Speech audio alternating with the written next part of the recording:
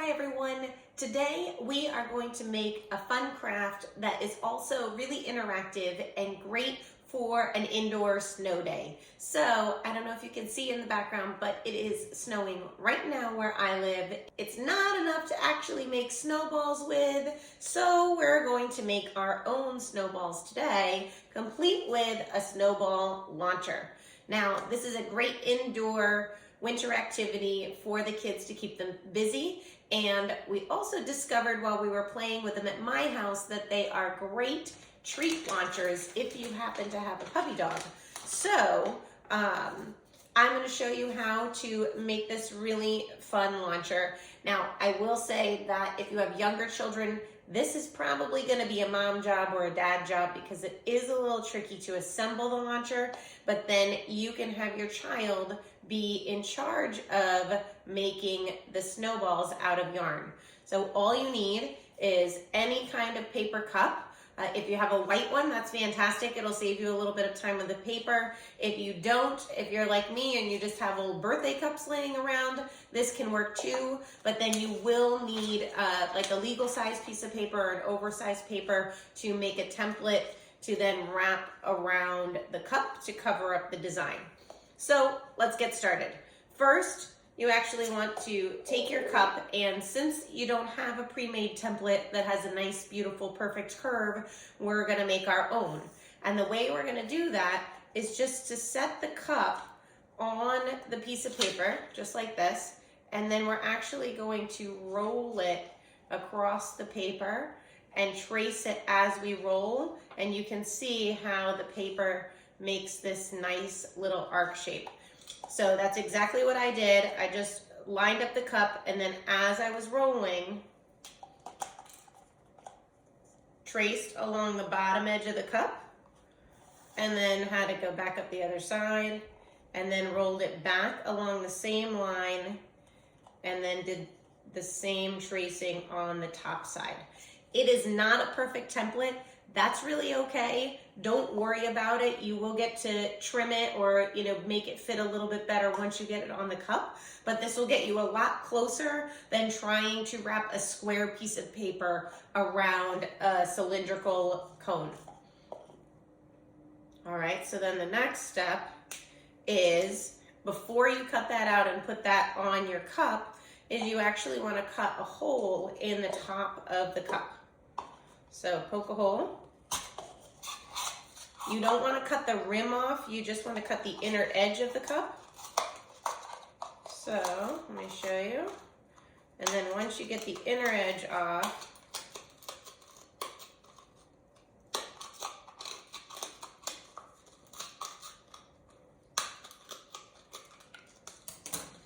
and it looks something like this. You'll see the bottom is still kind of intact. We've just cut out the base. Then you want to attach a balloon.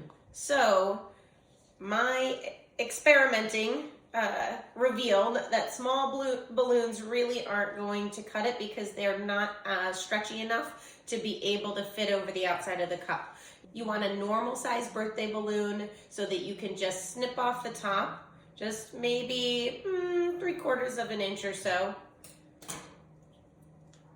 And then you have a tube that you can stretch around the base of the cup.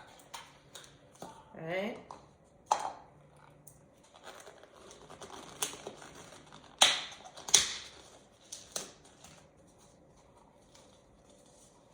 Okay, so once you stretch it really wide, you can put it over the bottom of the cup.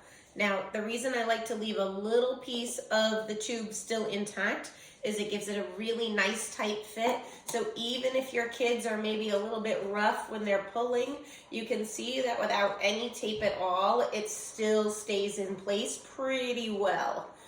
So now you have the basics of your launcher, and you can take your paper, if you don't have a white cup,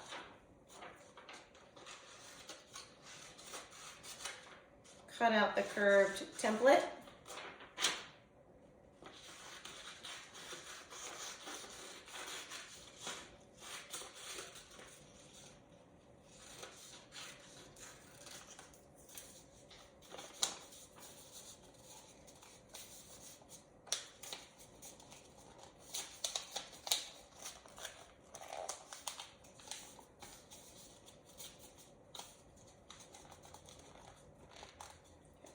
fold it around the bottom edge as best you can. You might have a couple little gaps. It's really not that important. If you're a perfectionist, you can play around with the template, make it a little bit bigger initially, and then trim it down to the size that you need once you get it on the cup. It's really up to you and how much time and energy you want to put into it so that you can get to the fun part. Now you just add a little bit of decoration. Your child can help you with this part. Just put the carrot nose on for the snowman.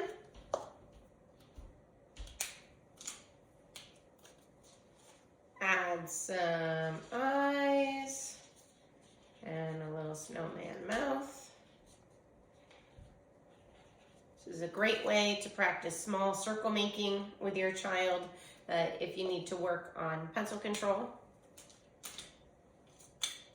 And taping is also a great skill, which I talked about in my last video. So if your child can help with the tape, the secret to getting them to pull the tape without crushing it is to have them put their thumb on top, lift it up with their finger, thumb on top, pull, and then when they go when they try to tear it off, you want them to push their thumb down.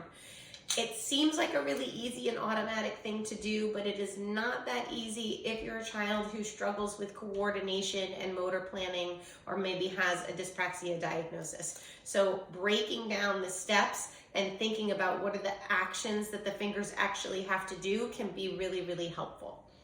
Now on to the snowballs. So I experimented with this a little bit too, and I found that these medium-sized snowballs that I made were just a little too big. So when I did the launch, they didn't really go that far, and they weren't very useful for targeting.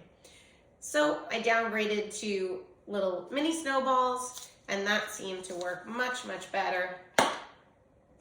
And it pops out pretty easily to have an indoor snowball fight. So for me, it took about 2 fingers. If you're having your child do this, it might take 3 of their little fingers, and you might have to get them started if they struggle to hold the string down with their thumb while they're wrapping. But this is a great bilateral coordination activity. You could teach them to just wrap their fingers around, or you can actually have them keep their fingers straight and use the other hand to wrap the yarn.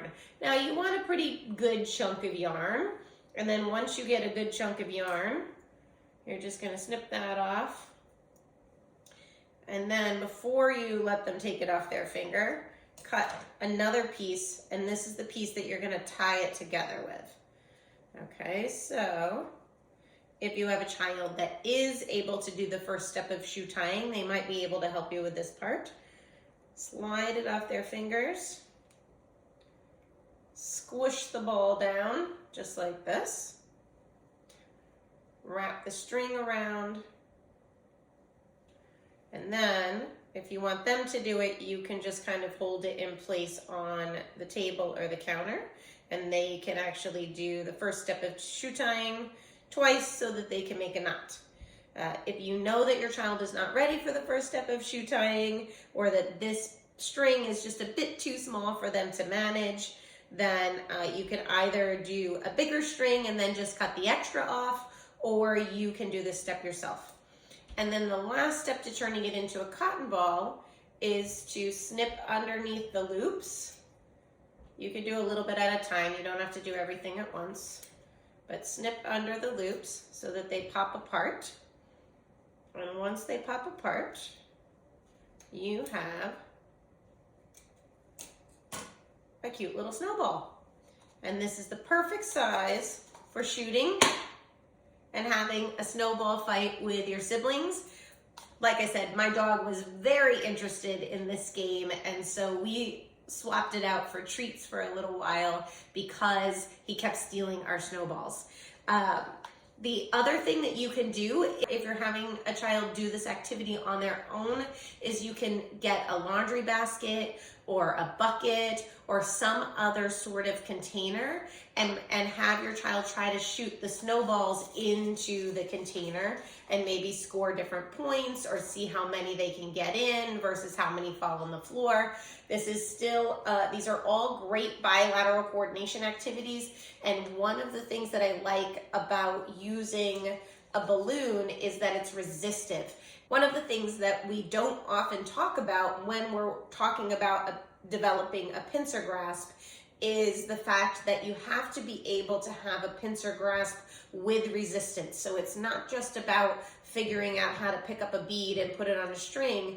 It's also about being able to pinch and pull, because this is a really important skill when you are writing, since you have to pinch and pull and push the pencil up, down, side to side in circles. And you also need it when you're practicing something like shoe tying. So if you don't practice resistive pinching, then you don't have a good foundation for some of these other skills that a child needs to be able to do every day as part of their morning routine, or to be able to keep pace with their writing in school. Again, don't use the big giant snowball. Stick with the teeny snowball. 2 fingers for you, probably 3 fingers for a young child who has small fingers. Give them kid-sized scissors so that the task is a little bit more manageable for them. And most importantly, have lots of fun running around, maybe setting up different targets in different places if you want to practice different things that the child can shoot and aim at in the environment. This would be a great way to create an activity that encourages the child to scan the room and scan for objects in the environment. So really building eye-hand coordination and spatial awareness and the ability to sort of notice things around your environment and react quickly to then load up another snowball and shoot at the target. If you're playing with another child, it gets even harder, because remember, children are always moving. So if you have a child that doesn't always use their eyes to guide what their body's doing, doesn't have great eye-hand coordination, you may want to stick with shooting at the targets. Start with 1 and then gradually add a few more as your child gets used to the activity. Or if you're playing with another child, just be prepared that this is a much more unpredictable and challenging situation for a child that struggles to coordinate their eyes and their hands. They might get frustrated easily, or they might be really drawn into the social aspect and not care that much that they're not hitting the other person every single time. You know your children best. You know how the dynamics are in your house. Make sure you set up an activity that is fun and keeps them busy in the holiday season if they can't go outside, or if you're trying to get a few things done in the kitchen to get ready for Christmas dinner or Hanukkah dinner. I hope you enjoyed this video. If you did, like, subscribe to my channel, share it with any other parent you think would be interested in this activity, and I hope you have a great holiday season.